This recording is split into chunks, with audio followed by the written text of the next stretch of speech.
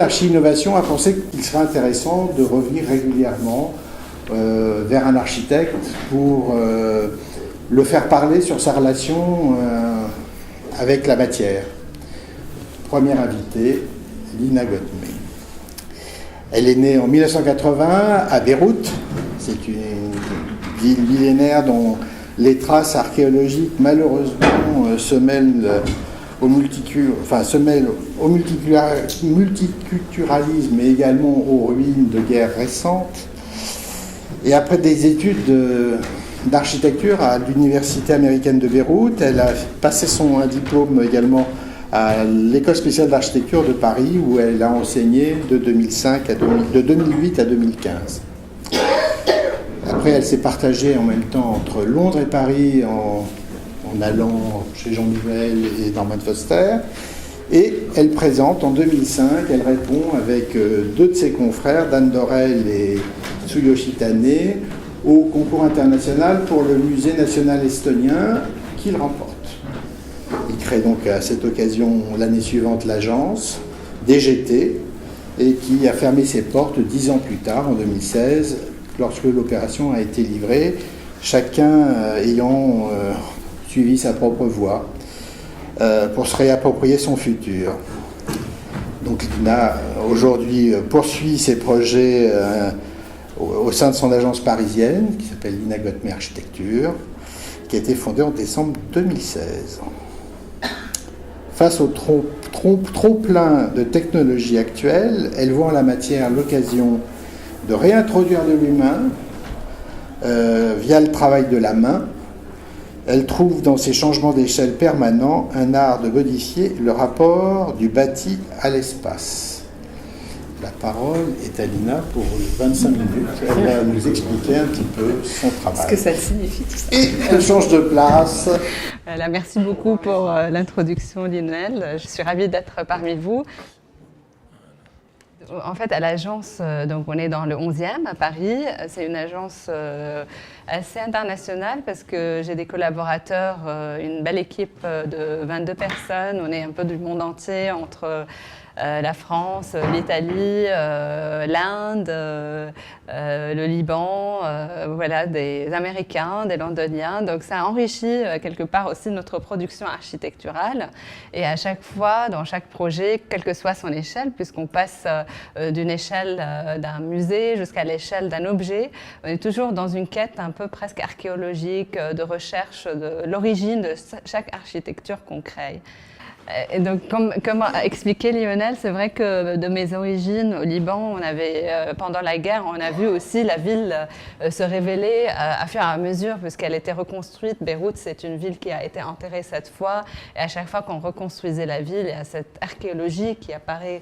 Donc, il y a une matière assez présente dans la ville, et c'est en tant qu'architecte aujourd'hui, ça m'a un peu, je suis empreinte un peu de ce contexte dans lequel j'ai vécu. Donc le projet que j'ai mené avec mes ex-associés, c'était le Musée national estonien qui est à Tartu. C'est une ville, c'est la capitale culturelle de l'Estonie. Et c'était un site qui a vécu toute l'histoire un peu de l'Estonie, puisque c'est le site qui a été occupé par l'occupation soviétique pendant un moment. C'était aussi le lieu où ils ont manifesté pour leur indépendance. Et c'était un concours ouvert pour la construction du musée national, donc de leur premier musée national. C'est un regroupement de plusieurs institutions qui existent un peu aujourd'hui dans la ville et qu'ils regroupent au sein d'un seul lieu, un bâtiment de 34 000 m², et sur un site qui est assez impressionnant puisqu'il y a une des pistes d'aviation ex-militaires soviétiques les plus larges dans les pays baltes. Donc l'idée de ce projet, c'est aussi de proposer un projet qui déjà se lie sur une échelle là, territoriale avec la matière de ce site, qui est cette piste existante, et de venir avec un bâtiment qui longe toute la piste et qui s'annonce un peu une prolongation de cette mémoire du lieu, mais aussi une opportunité de transformation de la mémoire en un nouveau élan vers un futur plus positif pour l'Estonie. Une des matières qu'on a explorées aussi sur ce projet, c'est toute la façade qui était sérigraphiée. Donc c'est une façade avec, bien sûr, la forme du bâtiment, c'est une forme assez pure, mais la façade avec tous ces motifs qu'on est venu sérigraphier reprend des motifs traditionnels estoniens qui expriment aussi l'histoire de l'Estonie, puisque c'est aussi à travers ces motifs-là qu'ils ont construit une identité. C'était une manière pour eux aussi de recréer ce rapport à l'histoire et résister les diverses occupations qu'ils ont pu avoir. Mais c'est aussi une façon de dialoguer avec le contexte, puisque à travers cette paroi en verre, elle vient se fondre avec le paysage. Et l'hiver, on a presque la sensation que c'est des cristaux sur la surface. Et là, c'est la vue du bâtiment de par la piste où il disparaît sous la neige. Donc toute sa monumentalité disparaît ici et se fond avec le paysage. Ce rapport au paysage, il est multiple. Donc là, sur une échelle du territoire, il se prolonge avec la piste. Il a un peu l'aspect comme une sorte de land art qui traverse. Et l'été, avec cette même façade, il gagne une autre allure, il redevient bleu, il redialogue avec le contexte autour. L'entrée principale est un porte-à-faux, c'est aussi une sorte de trace d'aviation. En fait. Ça a été vraiment testé comme les avions, les ailes d'avion avec tous les poids sur une traversée structurelle du bâti. Et à l'intérieur, c'est un espace qui est généreux, où on commence avec 14 mètres de hauteur, avec les espaces publics. Et des espaces intérieurs aussi, le dessin du mobilier, c'est du bois local, donc c'est un peu le dialogue aussi avec la matière locale qui vient donner un peu plus de chaleur en fait dans cet espace qui est très minimaliste aussi.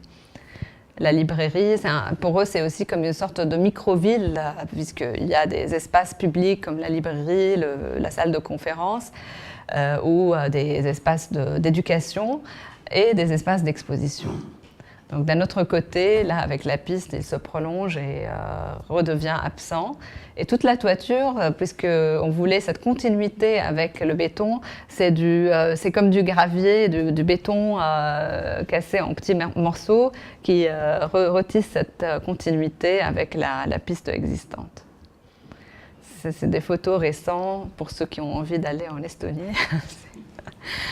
C'est assez récent, ces photos, on me les a envoyées. C'était voté aussi parmi les 52 destinations par le New York Times pour 2018. Donc, ils font maintenant des voyages pour aller voir plusieurs pays dans le monde.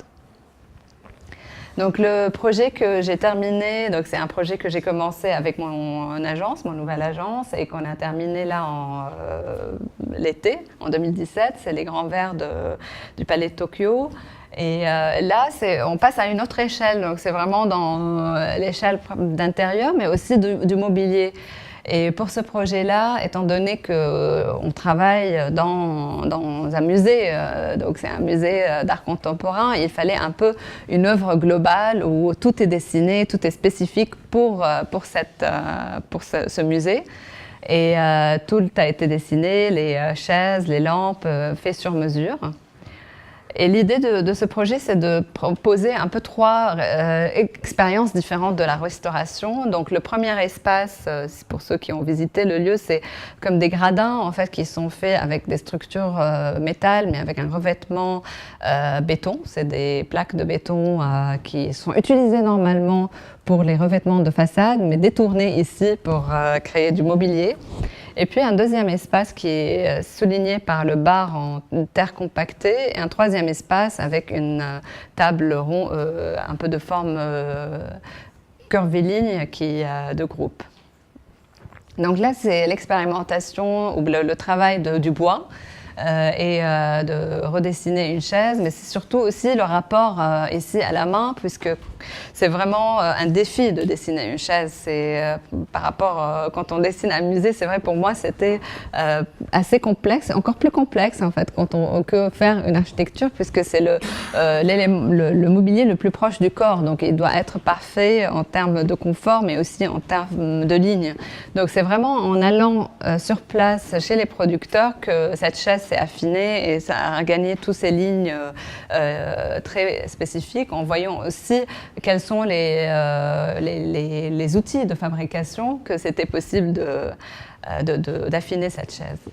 Et le deuxième élément qui était le bar en fait en terre compactée. Donc l'idée de la terre, c'est aussi, puisqu'on est dans un restaurant qui fait une cuisine du marché, c'est aussi de partir sur un matériau qui est en lien avec la terre. C'est un peu la source de tout ce qu'on mange et c'est un peu symbolique, mais à la fois de donner un peu ce rapport à la matière qui crée l'expérience du lieu. Et là, ça a été fait à Schlinz, en Autriche, avec un producteur qui a travaillé la terre pendant 20 ans, c'est Martin Rauch, qui lui-même construit aussi des bâtiments en terre, mais qui aussi, donc il fait des architectures en terre, mais il a aussi son usine de production d'éléments ou de mobilier en terre. Donc là, on a expérimenté ensemble pour faire des plaques compactées sur 18 mètres. Et ça, c'est vraiment que de la terre, 100% terre, mais c'est la connaissance de la matière, la bonne composition entre la terre, ses grumeaux, et qui permet aussi de bien tenir ce matériau. Et sur place, ce qui est magique aussi, c'est que quand on assemble tout le mobilier, il n'y a plus de joints, c'est vraiment un mobilier unique. Et il y a un côté très matérique, très sensoriel en fait de cette matière. Tout a été aussi sur mesure. Là, c'est toutes les plaques d'accroche des sacs qui sont dans le bar. Et on voit aussi le rapport à la main finalement dans le lieu terminé. Le raccord aussi entre la terre et le laiton qui protège certains angles. Là, c'est la table qui se retrouve dans l'espace du fond. Et c'est une table en forme curviligne qui invite aussi à s'asseoir en groupe. C'est en bois laqué. Et un autre bar qui est à l'entrée des Grands Verts. Et ça, c'est un bar en béton qui a été coulé sur place. Et en coulant sur place, puisqu'on a toujours les aléas un peu du béton quand on fait sur place les choses, il y a eu des imperfections. Et donc j'ai voulu garder ces imperfections, mais plutôt les révéler à travers une sorte d'incrustation d'enduit doré et qui vient finalement un peu, c'est comme une technique japonaise très connue, le kintsugi, dans lequel on vient, au lieu de cacher les cassures de la céramique, on vient les mettre en avant. Donc ça faisait des petites découvertes à la micro-échelle. Et dans cet même espace qui est au fond, c'est aussi révéler la matière existante du lieu. Puisqu'en faisant le chantier, en arrachant le papier peint existant, j'ai découvert toute cette couleur en fait, noire qui existe, qui est juste la colle et vraiment de l'existant. Et j'ai voulu le garder et avoir un dialogue avec des éléments acoustiques qu'on a dessinés et mis sur place et qui font vraiment un lieu, une nouvelle matière entre le dialogue entre l'ancien et le nouveau. Et les lampes sont aussi, voilà, ça a un peu reproduit une nappe c'est des éléments sur mesure et qui créent toute l'intimité du lieu, puisqu'on est aussi dans un espace qui est très grand. Au Palais Tokyo, il y a une autre intervention que j'ai faite pour le Toguna. Le Toguna, c'est un lieu qu'ils viennent d'inaugurer, qui est un lieu de dialogue. Toguna, dans l'histoire, c'est un lieu dans lequel les gens du village se retrouvaient tous ensemble, qui doit être assez bas. Ils s'asseyaient pour trouver des solutions à leurs problèmes. Ils restaient enfermés pendant des jours jusqu'à ce qu'ils retrouvent la solution de conflit. C'est pas mal si on retrouve un lieu comme ça pour le monde. Et du coup, là, on a fait comme un gradin pour accueillir les gens, pour faire des performances dans cet endroit.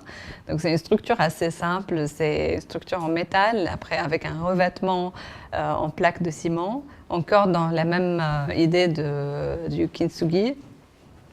Tous les joints ont été retravaillés avec ces incrustations qui montrent aussi une certaine imperfection, puisqu'on est vraiment dans ce rapport du travail à la main, de quelque chose qui n'est pas forcément 100% parfait. Sur une échelle encore d'intérieur, c'est le travail, la boutique qu'on vient de livrer pour Patrick Roger, qui est Faubourg Saint-Honoré. Et là, Patrick Roger, c'est un chocolatier. Il fait de très bons chocolats, mais aussi c'est un sculpteur. Donc, on a voulu créer un lieu dans lequel on rentre dans la sculpture, mais presque une sorte de micro-musée en fait. Pour lui, c'est un lieu où les chocolats deviennent comme des œuvres qu'on vient mettre et on expose ces sculptures dans le centre de cet espace. Donc c'est un espace, c'est une entrée en sculpture ou une trois-dimensionnalité de la matière, puisque tout le revêtement c'est de l'alu, et dans lesquels il y a des incisions où on voit la couleur émeraude. L'émeraude, c'est un peu la couleur identitaire de Patrick Roger. Donc, mais en même temps, je voulais que ça donne une épaisseur, qu'on sente presque qu'il y a un autre monde derrière. Et c'est là, à la rencontre d'un maître verrier, qu'on a travaillé cette matière, le verre, qui est fantastique dans son épaisseur, et de venir incruster du verre derrière ces lignes qu'on voit.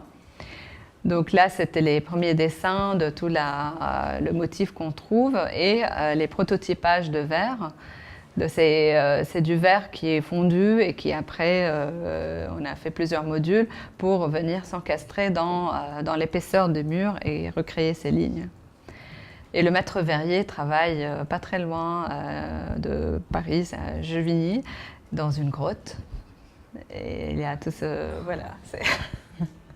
toute cette matière en fait qu'on voit et qui se transforme et qui devient des plaques assez beaux. Et c'est vraiment ce que je trouve beau dans cette épaisseur, c'est que ça a aussi la trace de la fabrication de cette matière elle-même, puisqu'on voit toutes les bulles, l'air qui se retrouve à l'intérieur.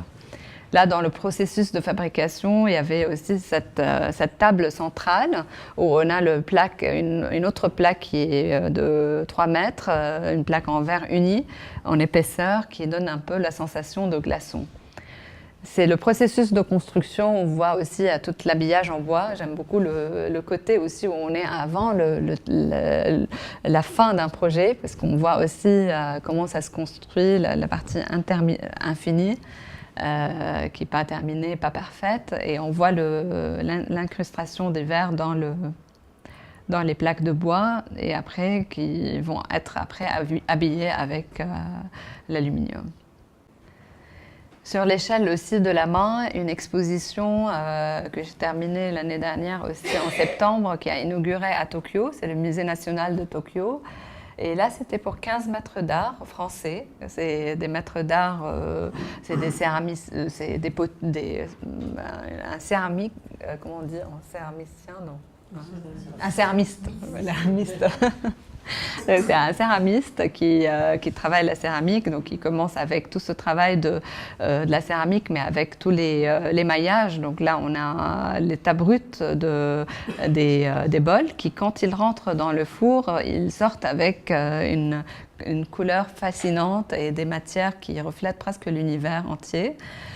Nelly Saunier, donc c'était Jean Girel qui est le céramiste, Nelly Saunier qui est plumassière, donc qui travaille la plume, et elle a fait cette sculpture, ce dragon.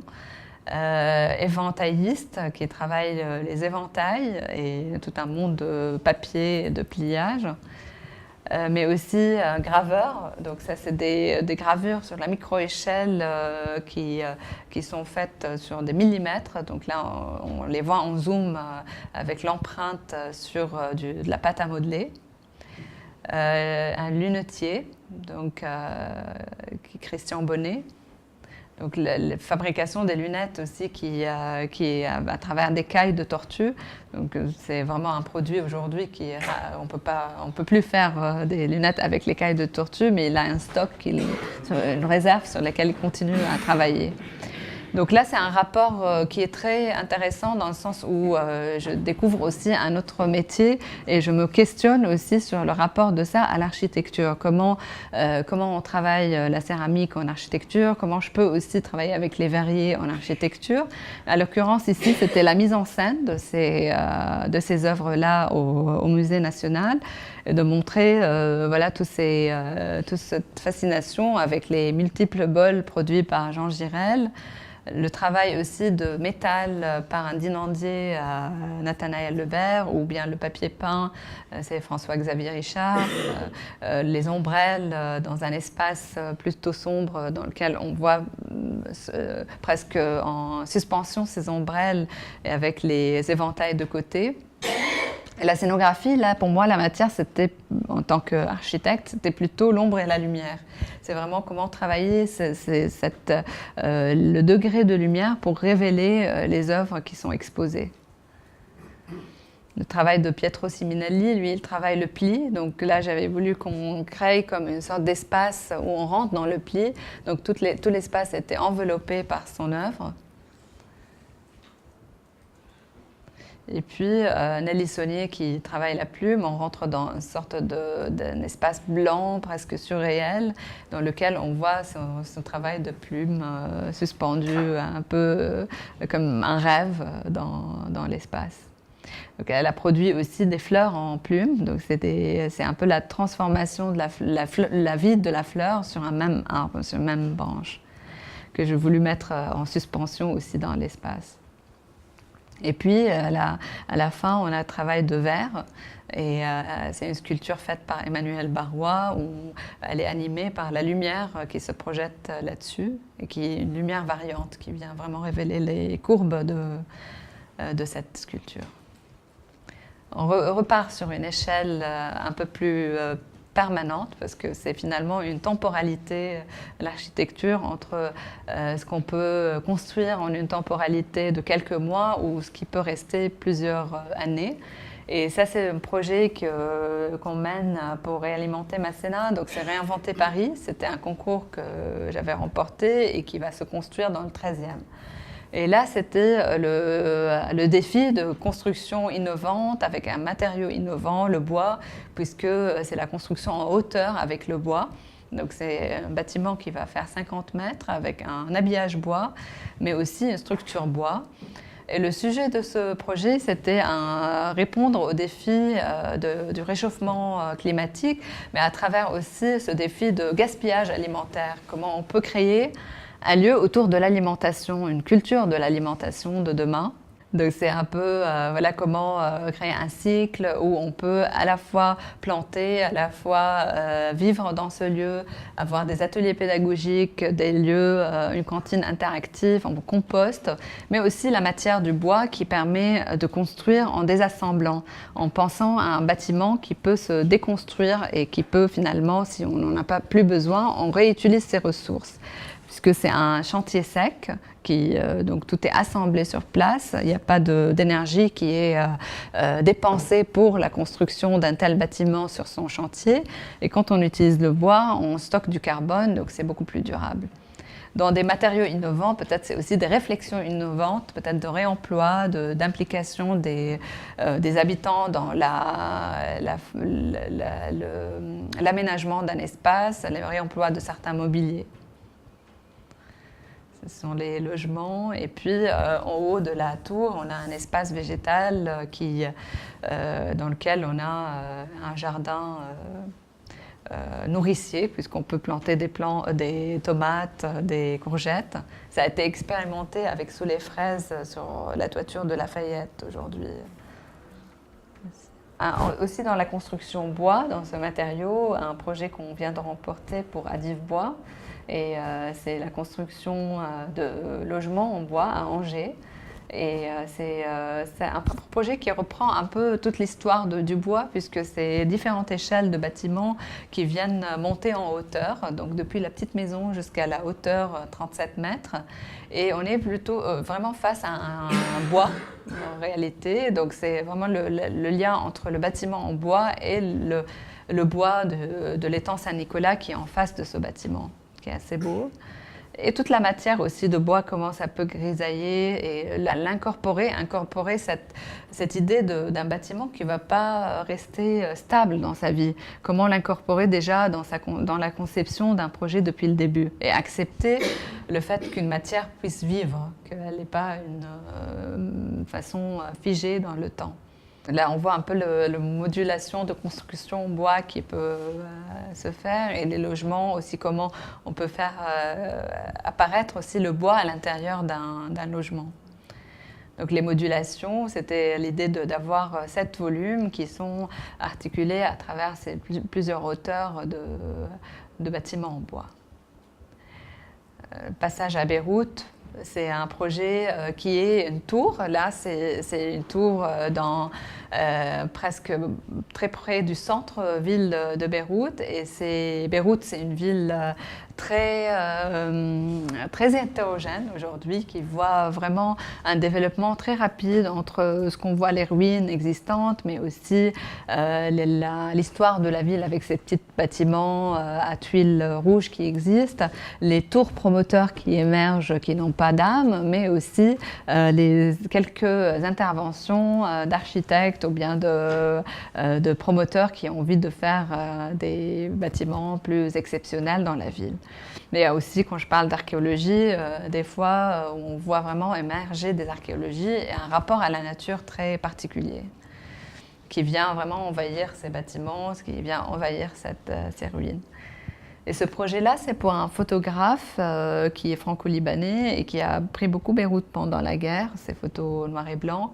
C'est un peu dans la même génération de Gabriel Basilico, qui a aussi pris beaucoup de villes en guerre. Et le site, en fait, la première approche, c'est de partir avec une masse qui épouse le gabarit de la réglementation urbaine, comme une sculpture. Et après, se poser la question, quand on va venir creuser, quand on va venir créer une ouverture dans cette masse, comment on ouvre, puisque à Beyrouth, l'ouverture, elle a toute l'histoire aussi qui vient avec elle, l'histoire de la vie, mais l'histoire de la guerre aussi.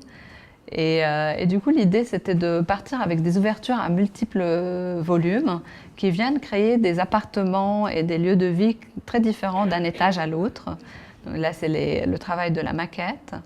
Et puis, ces ouvertures viennent être envahies par les jardins, donc qui viennent donner une vie à ce bâtiment, mais aussi qui marquent une période très spécifique de cette ville-là, c'est le rapport avec la nature et avec les ruines. Et la façade, c'est une façade que j'ai voulu travailler avec la main, avec une sorte de matière qu'on a testée pendant 2 ans comme un enduit de terre, de fibres et de matière water repellent, en fait, qui repousse l'eau et qui est sculptée sur place avec un peigne qu'on a dessiné et qui vient strier la façade. C'est comme une sorte d'archéologie verticale, en fait, dans le bâtiment. Selon les vues depuis l'intérieur. Donc là, c'est tous les espaces intérieurs avec le bâtiment qui a émergé. Et les fenêtres viennent cadrer la ville, un peu comme les photographies de Fouad El-Khoury qui ont cadré la ville pendant des années. Donc on voit des petites fenêtres, ce sont par exemple les ouvertures dans les salles de bain qui sont toutes petites, qui viennent cadrer, ou bien les ouvertures dans les chambres qui sont un peu plus grandes. Et ça, c'était les photos avec les tests que j'ai faits sur la matière. Et bien sûr, il y a beaucoup de migrants qui sont là-bas et qui viennent travailler sur ce site, mais qui font partie de la fabrication presque artisanale et artistique de ce bâtiment.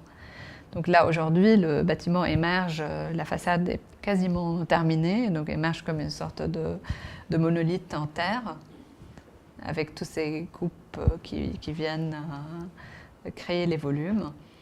Et ça a un côté assez émotionnel quand on se rapproche, parce qu'il y a un côté presque d'un bâtiment vivant, en fait, puisque la main a travaillé dessus. Sur ce même travail de terre ou même de matière, c'est un bâtiment qu'on vient de remporter aussi, des bureaux qui sont à Massy. et c'est un sorte de matière de béton en fait qu'on veut colorer et qu'on teste à l'agence. Donc il y a toujours un travail qui est aussi à la micro-échelle, qu'on fait à l'atelier. En gros, on reprend et on retravaille cette matière à l'atelier, on essaye de tester avec des couleurs, avec la maquette, et puis ça passe depuis la matière à l'échelle de la maquette jusqu'à l'échelle 1. Un autre test pour un concours pour Dior, pour les façades et le rapport de Dior avec Granville et les fleurs et les jardins. Et là, on a voulu tester ces saisons de fleurs qui peuvent se retrouver dans une surface. Donc c'est le test aussi d'acrylique, de résine ici, de venir suspendre un jardin dans cette façade-là. C'est les tests de maquette aussi à l'agence.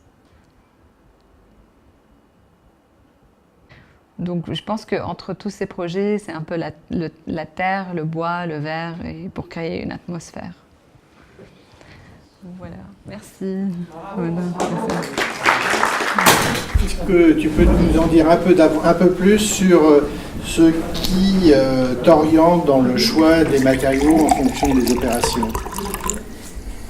Les matériaux, je pense qu'il y a tout ce que j'essayais d'expliquer, c'est aussi tout le rapport au contexte et à l'histoire qu'on veut raconter dans chaque espace. Par exemple, Palais de Tokyo, l'idée de la terre, ça a émergé un peu de questionnements qu'on a fait sur qu'est-ce que se nourrir, comment répondre aussi à l'idée de nourriture fraîche, d'où est-ce que vient la nourriture, donc l'idée de la terre, et ça vient avec ce bar en terre qui est un peu le phénomène ou bien le lieu central de cet espace.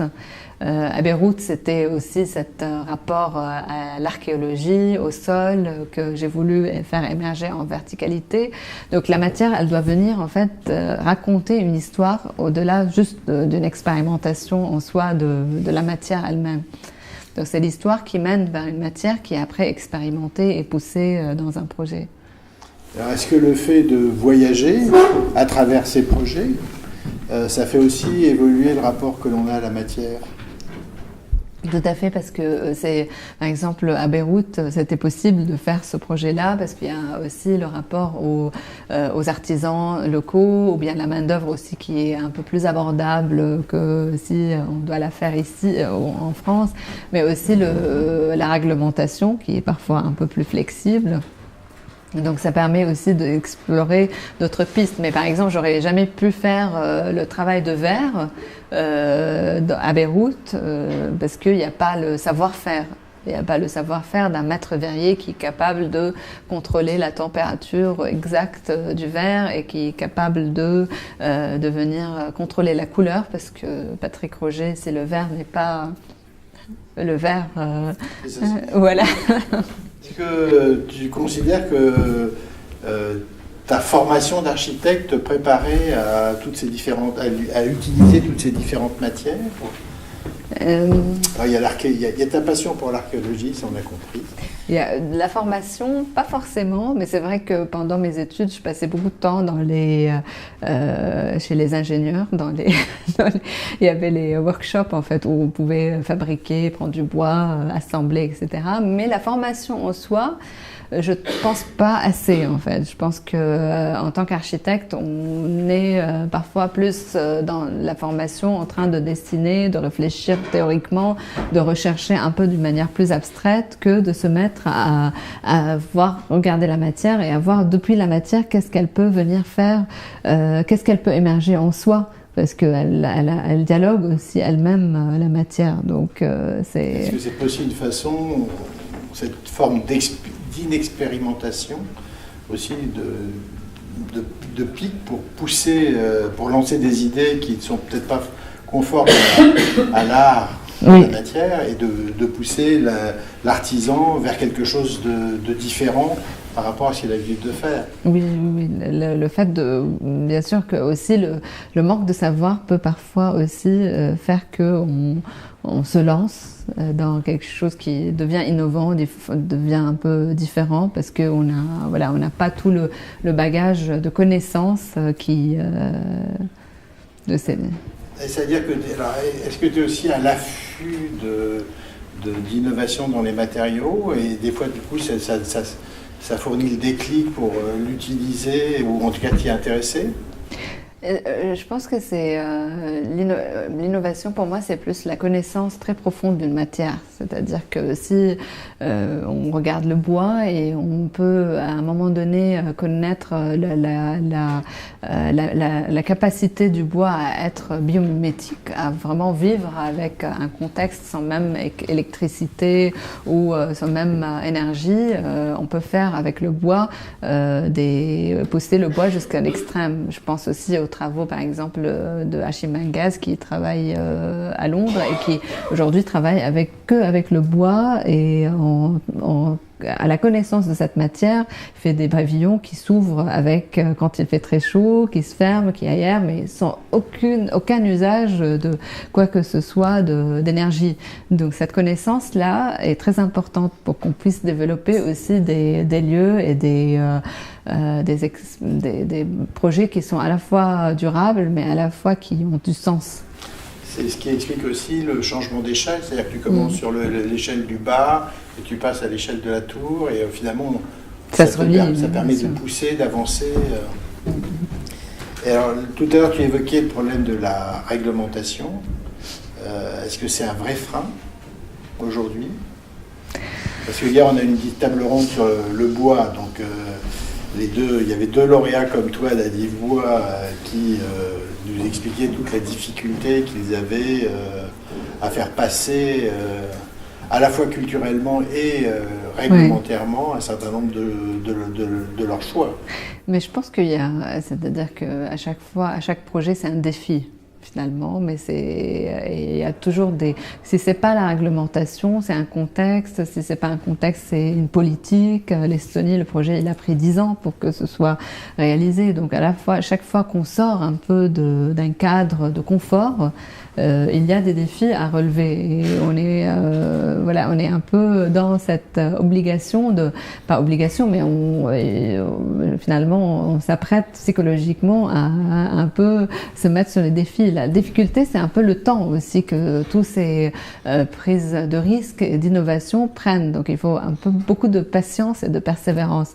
Peut-être encore pour moi, en tant que jeune, entre guillemets, architecte, j'ai encore un peu de patience. Peut-être dans 5 ans, je commence à être moins patiente, mais la réglementation, en fait, ce qui est difficile, c'est que aujourd'hui, par exemple, par rapport au bois, c'est qu'on développe une construction bois. On sait qu'aujourd'hui, on peut construire en hauteur structurellement en bois, mais il y a une réglementation qui vient de sortir pour tout ce qui est habillage bois, qui complique aujourd'hui la construction bois en façade, qui a été déjà faite sur certains projets. Parce qu'il y a eu des études qui sont faites par des ingénieurs qui disent que c'est complexe d'avoir un habillage bois pour la réglementation incendie. Donc c'est parfois aussi une sorte de frein pour une avancée plus rapide de certains projets. Est-ce que l'argument du développement durable, ça devient une caution pour faire passer un certain nombre de choses? Ou est-ce que c'est un peu de la langue de bois et qu'on se met derrière gentiment, mais dès qu'on veut faire du bois en façade, on n'en fait plus, quand on veut faire un certain nombre de choses Je pense pour moi, il faut absolument combattre ça. C'est-à-dire qu'on peut pas, quand on s'engage à faire un projet en bois, il faut le faire en bois ou il faut mener le combat jusqu'au bout parce qu'on sait que dès lors qu'on se met dans ce chemin, c'est une bataille à mener c'est un sport de combat, comme dit Rudy Ricciotti, jusqu'au bout. Finalement, le développement durable est une obligation. C'est-à-dire aujourd'hui, il faut aussi penser à construire des projets qui sont durables, environnementaux, et c'est pas seulement, ça peut pas être un prétexte seulement pour la construction de bois. Après, c'est sûr qu'il y a des mentalités. Quand on a gagné à Bois, là, le projet, les promoteurs ont peur sur comment ils vont vendre le projet en bois. Est-ce que les gens vont être sceptiques sur l'évolution de la matière, qu'elle va grisailler, que ça va paraître vieux, que ça peut ne pas être beau, et la question aussi sur la sécurité incendie, est-ce que c'est un matériau durable? Donc c'est des préconceptions qu'il faut aussi faire évoluer. Et je pense qu'on a aussi trop l'habitude, on a peut-être l'idée de la permanence de la construction, de façon de se dire que un bâtiment ne doit pas vivre, ne doit pas bouger dans le temps, alors que je trouve que c'est l'inverse en fait. C'est beau quand un bâtiment vit, on sait comment le faire vivre. On anticipe son vieillissement, on pense au rapport au temps au début d'un projet. C'est comme, par exemple, à Tokyo, quand j'étais à Tokyo récemment, je parlais avec un architecte qui fait une rénovation d'un hôtel Okura à Tokyo, et il disait que je suis en train d'aménager un espace, il y a un temple et on l'a bougé.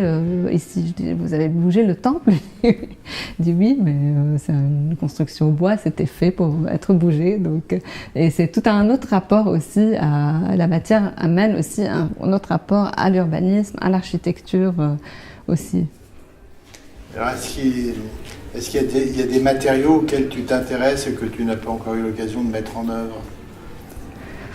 J'ai pas construit forcément en acier encore, mais je m'intéresse de plus en plus aux matériaux qui peuvent aussi être durables, dans le sens où on peut construire de manière et désassembler en fait, construire d'une manière circulaire, comme un écosystème qui permet de penser en assemblant, désassemblant, réutilisant les matériaux qui ne deviennent pas un déchet par la suite. Et là, on voit que tu as régulièrement un rapport avec l'artisanat.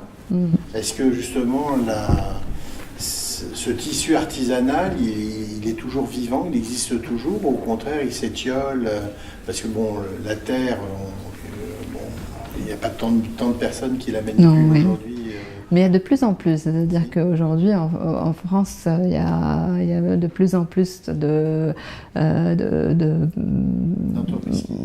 qui travaillent la terre et qui sont en train de développer cette connaissance. Mais c'est vrai que c'est une connaissance, parce que Martin Rauch, ça fait 20 ans plus que 20 ans qu'il travaille cette matière pour avoir sa consistance. Il a construit aussi des maisons avec. Il a construit pour Herzog et de Meuron aussi leur bâtiment avec la terre. Oui, le Ricola. Et puis, aujourd'hui, l'artisanat, je pense que ça revient comme un savoir-faire important. Quand on voit le rapport à la matière ou bien à l'objet qui émane d'une ombrelle qui est bien faite, qui peut durer pendant 15 ans, au lieu d'acheter 10 ou un parapluie, au lieu d'acheter 10 parapluies l'année, c'est un autre rapport à l'objet aussi et à la consommation aussi, parce que si la matière est maîtrisée, elle est bien faite, on a un rapport aussi on protège l'objet qu'on a, et un rapport moins consommateur et moins gaspillateur qu'aujourd'hui. Et alors la tentation actuelle du BIM, qui apparaît dans un maximum, de plus en plus d'appels d'offres, qui du coup limite à la fois les agences, les agences qui peuvent répondre, et surtout les entreprises qui peuvent répondre. Là, quand on va rentrer dans l'artisanat, bon, mis à part le bois où ça se prête assez bien, mais sinon pour le reste, oui. Mais c'est le dilemme toujours entre la standardisation dans laquelle on se retrouve, où tout est standardisé, tout est préétabli. On utilise les fenêtres qui sont d'une taille de 1,50 m parce que les bureaux doivent être à 75 de trame, et l'envie d'aller au-delà. Donc c'est une bataille qui va être de plus en plus importante. Et je pense que le dilemme, c'est de pouvoir en fait avoir un accès c'est-à-dire rendre le travail de la matière accessible à des projets qui ne sont pas des projets de luxe. C'est ça aussi la difficulté. Sinon, on fait que des projets de luxe qui sont capables, ou des marques qui sont capables d'explorer la matière parce qu'ils se permettent de sortir du standard. Et c'est plus notre bâti autour de nous qui devient extrêmement homogénéisé. Ce que disait Muk Untertrefaller hier soir, c'est qu'en fait, ils ont quand même fait 150 maisons individuelles en bois, et ils disaient qu'en fait, c'était beaucoup plus facile, quelque part, de le faire pour des particuliers que de le faire pour des promoteurs, parce qu'en fait, ils ont d'abord l'occupant final en face d'eux, qui donc assume le choix qu'il va faire du matériau, et puis bon, en même temps, il a cette culture locale, puisque bon, ils sont originaires du Vorarlberg, donc ils sont dans les montagnes, donc le chalet, c'est une institution culturelle, donc ça joue beaucoup. Oui, la connaissance aussi des clients ou des privés qui connaissent la matière et qui ont l'envie aussi. Et qui comprennent aussi que c'est finalement une expérience de beauté, esthétique qui est importante. On a aussi parfois peur du beau. Alors peut-être vous demander si vous avez des questions à poser, parce que je pense que ça doit inspirer. Moi, je voulais juste poser une question sur les visuels qu'on a vus en fin de parcours. Ce produit verrier que vous avez développé au travers de Grandville et de Dior, est-ce qu'il s'agit d'inclusion de végétaux au travers de produits verriers? On avait l'impression que c'était des dalles. Est-ce que vous pouvez nous en dire plus? J'ai trouvé ça magnifique. En fait, c'est des tests qu'on a fait à l'atelier. Et on a pris des fleurs et on a essayé on les a séchées. Et puis, on a créé des dalles dans lesquelles on a coulé de la résine. Mais à cette échelle-là, c'était de la résine. Et l'idée, c'était de développer après avec des matières verriers ou voilà, des différentes possibilités de matières. Ça peut ne pas être la résine. C'est pas très écologique, la résine. Donc, l'idée, c'est de pouvoir avoir. Oui, c'est ça. Et c'est de construire des modulations qui peuvent aussi être évolutives. C'est-à-dire que finalement, on a plusieurs types de fleurs ou vraiment faire transformer la façade avec le temps. Oui. D'autres questions? La structure du bâtiment à Beyrouth, qui est couvert de terre, c'est quoi comme structure?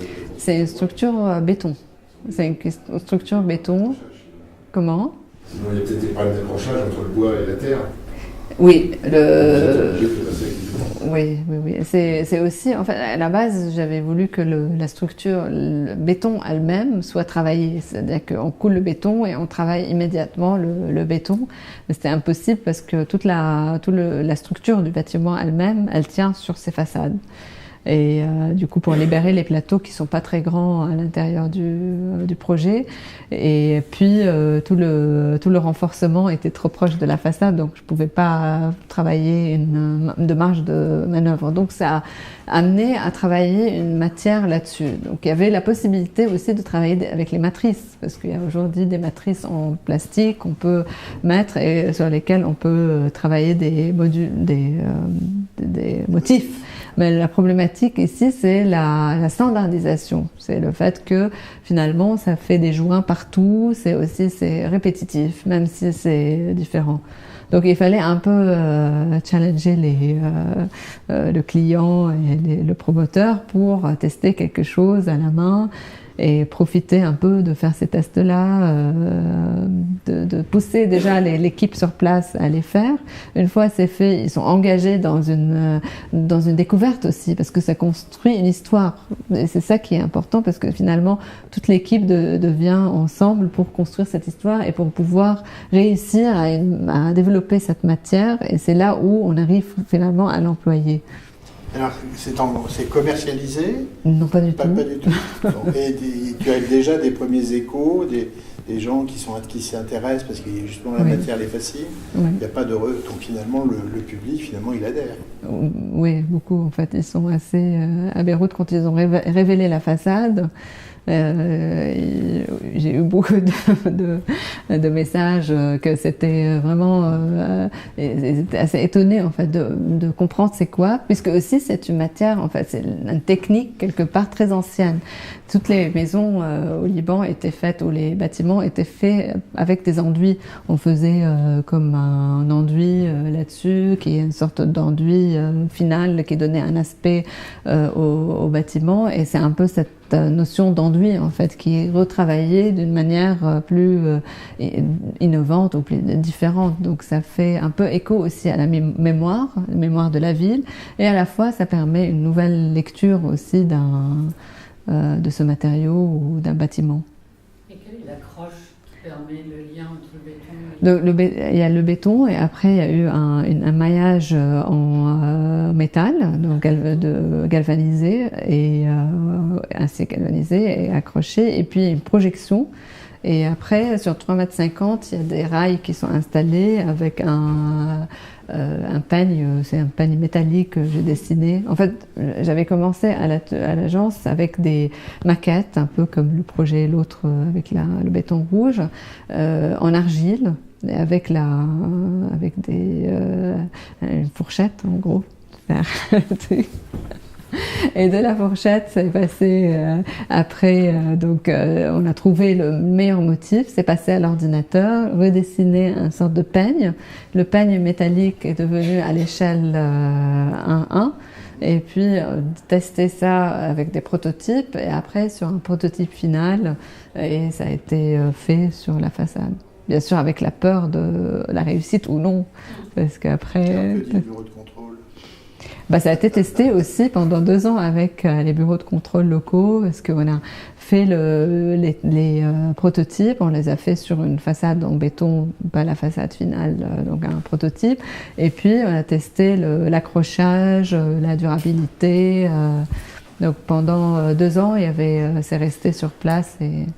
Mais après, ça profitait d'un retard de chantier, parce que les ex-promoteurs du projet ils étaient plus ensemble, donc ça a fait un arrêt de chantier pendant 2 ans, et on a profité de ça pour tester la matière. D'autres questions? Je trouve que vous êtes très courageuse, parce qu'en fait, Beyrouth c'est peut-être un peu plus souple, mais en France, ma question, en fait, ce qui est très intéressant dans votre process, c'est qu'on a l'impression de partir de prototypes à une échelle d'intérieur que vous transformez sur une échelle d'architecture. Et c'est en fait, Lionel a un petit peu anticipé ma question, comment vous arrivez à faire certifier ça? Donc le process de certification, la longueur, et donc en France, je pense que c'est assez compliqué d'amener ces matières et de les faire certifier. Voilà, c'était un petit peu ma question, vous y avez répondu, mais ça prend vraiment beaucoup de temps. Comment être suivi par son client quand c'est pas l'utilisateur final? L'enjeu, je pense qu'il est, pour le client, c'est d'un côté un enjeu financier, c'est de pouvoir trouver la valeur ajoutée de ce qu'on fait, parce que sa valeur ajoutée, c'est que le bâtiment devient plus attractif et devient c'est plus une expérience pour les gens qui y habitent. Donc on a envie d'être dans ces endroits-là. Comme à Masséna, par exemple, c'est une structure bois, mais bien sûr qu'on perd aussi de la surface. Là, c'est pas la matière, mais c'est les surfaces, parce qu'il y a les rampes. Et du coup, c'est pas les mètres carrés maximal en fait qu'on exploite là, mais ça crée un espace qui est plus attractif, on a envie d'y être. Donc tout de suite, les appartements qui étaient présents, et tout le monde voulait habiter, parce qu'il y a un côté, on a un programme aussi global, donc ça crée une attractivité. Après, il y a aussi le fait d'embarquer ou d'être avec des promoteurs, des clients, des maîtres d'ouvrage qui ont envie aussi de raconter cette histoire, de vivre cette histoire, et de se dire que j'ai fait réaliser quelque chose qui a du sens, qui a une expérience qui se crée. Et ça, il faut les chercher, ces personnes, et on espère. Et c'est aussi de se dire, de plus en plus, il y aura des gens qui ont envie que le capital n'est pas seulement un capital économique, mais c'est un capital aussi émotionnel, culturel, de laisser quelque chose qui a du sens dans cet environnement qu'on construit. Et après, la certification, c'est la bataille de la réglementation, être bien entouré par des bureaux de contrôle en interne avec des ingénieurs et espérer que le temps se raccourcisse dans une opération. Mais en France, je pense que la bataille, je ne l'ai pas menée encore vraiment, parce que là, mon premier projet, ça va être Masséna, qui va se construire pour 2021. L'autre projet qui est à Massy, c'est un promoteur qui n'a pas du tout l'habitude de faire des projets qui sortent d'un cadre très efficace, mais il est sorti de sa zone de confort et là, il est emporté dans ce projet qui reste économiquement aussi très viable. Donc j'espère qu'on va pouvoir le faire. Et en Estonie, c'était un projet qui est à budget très modeste et c'est juste le savoir-faire d'employer les ressources là où il faut. Par exemple, la façade qui est complètement en verre, c'est graffié. À un moment donné, il y avait le choix entre la façade et l'accès à la toiture, puisque ils n'ont pas les budgets. Donc le client est venu à un moment donné, la directrice du musée, dire voilà, on a une décision à prendre. Donc est-ce qu'on garde la toiture accessible ou on garde la façade? Coupe la tête. Et donc on a décidé de garder la façade, puisque en fait sur la toiture on sent cette continuité de toute façon, et que la façade est importante pour créer ce dialogue avec le paysage. Je ne sais pas si j'ai répondu après. Ce que je vous propose, c'est comme il y a un cocktail juste après, et de poursuivre la discussion autour d'un verre. Je remercie en votre nom, Lina. Merci.